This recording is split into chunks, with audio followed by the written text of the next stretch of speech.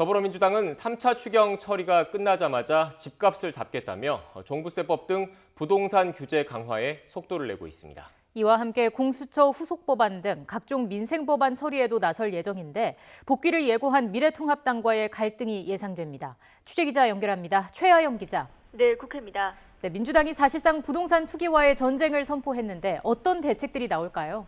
네, 지금 거론되는 건 부동산 5법입니다. 종합부동산세법과 소득세법, 주택법, 지방세 특례 제한법, 민간 임대주택 특별법 개정안인데요. 이 투기성 다주택자를 더 옥죄자는 게 골자입니다. 먼저 종부세법 개정안은 종부세율을 지금보다 0.1에서 0.8%포인트 인상하는 방안으로 이 다주택자에겐 최고 4%의 세율을 매기는 게 핵심입니다.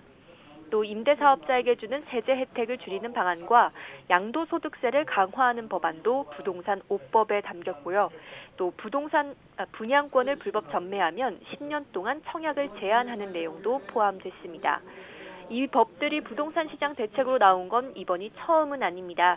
지난해 12.16 부동산 대책 후속 법안으로 지난 20대 국회 때 제출됐지만 민주당과 통합당의 견해 차이로 결국 폐기되고 말았습니다.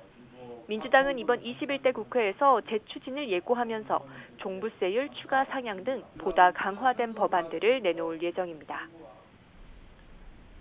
통합당의 반발이 만만치 않을 텐데 민주당은 이달 임시국회 안에 처리한다는 계획이죠.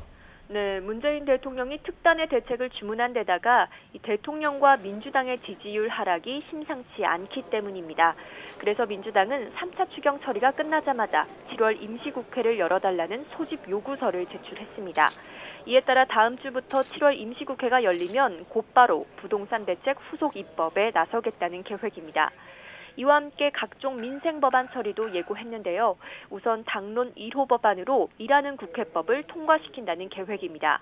또 고위공직자 범죄수사처 출범을 위한 추가 입법 작업 등도 본격적으로 시작될 전망입니다.